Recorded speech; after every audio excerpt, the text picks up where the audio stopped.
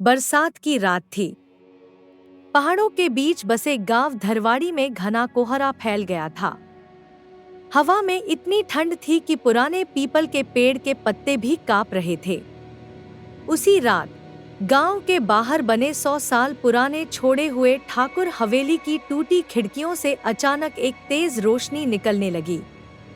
लोग कहते थे, उधर जो भी जाता है वापस नहीं लौटता। रात के ठीक 12 बजे आरव, जो शहर से डॉक्यूमेंट्री बनाने आया था, कैमरा लेकर हवेली की तरफ बढ़ा। उसका मानना था कि भूत प्रेत जैसी कोई चीज नहीं होती। लेकिन जैसे ही उसने हवेली का दरवाजा धक्का देकर खोला, भीतर से एक अजीब ठंडी हवा उसके चेहरे से टकराई, जैसे किसी ने उसके कान के बिल्कुल पास सांस ली हो। अंदर चारों तरफ धूल और मकड़ी के जाले थे। दीवारों पर उखड़ा हुआ लाल रंग, जैसे किसी ने नाखूनों से खुरचा हो। अचानक ऊपर से किसी के चलने की आवाज आई, पर हवेली में कोई था नहीं।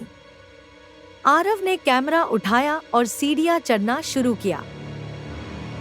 सीढ़ियों के आखिरी स्टेप पर पहुंचते ही उसने देखा, एक कमरे का दरवाजा आधा खुला है। दरवाजे के नीचे से टिमटिमाती रोशनी झर रही थी। डरते डरते उसने दरवाजा खोला। कमरे में एक पुराना दर्पण रखा था। दर्पण में वही कमरा दिख रहा था, लेकिन उसमें आरव के पीछे एक औरत खड़ी थी, सफेद साड़ी में, लंबे बाल और बिना चेहरा। आरव ने डर के मारे पीछे मुड़कर देखा। पीछे कोई नहीं था, लेकिन दर्पण में वो औरत धीरे धीरे उसकी तरफ बढ़ रही थी। अगले ही सेकंड दर्पण की कांच अचानक टूट गया और कमरे में एक चीख गूंज उठी, वापस जाओ। आरव भागते हुए नीचे आया, लेकिन हवेली का मुख्य दरवाजा बंद था, जैसे किसी ने बाहर से ताला लगा दिया हो। पीछे से पायल की खनकते हुए कदमों की आवाज नजदीक आती जा रही थी। उसकी सांसें तेज हो गई। उसने खिड़की तोड़कर बाहर छलांग लगाई और किसी तरह गांव पहुंचा। गांव वालों ने जब उसे देखा, उसका चेहरा नीला पड़ चुका था, आंखें फटी हुईं। अगले दिन गांव वाले हवेली पहुंचे।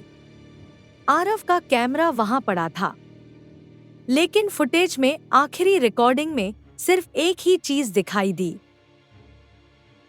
दर्पण के भीतर खड़ी वही औरत, जो धीरे धीरे कैमरे की तरफ देखकर मुस्कुरा रही थी। उसके बाद ठाकुर हवेली को गांव वालों ने फिर से बंद कर दिया। लेकिन कहते हैं, बारिश की रातों में उस हवेली से आज भी वही आवाज आती है, वापस जाओ।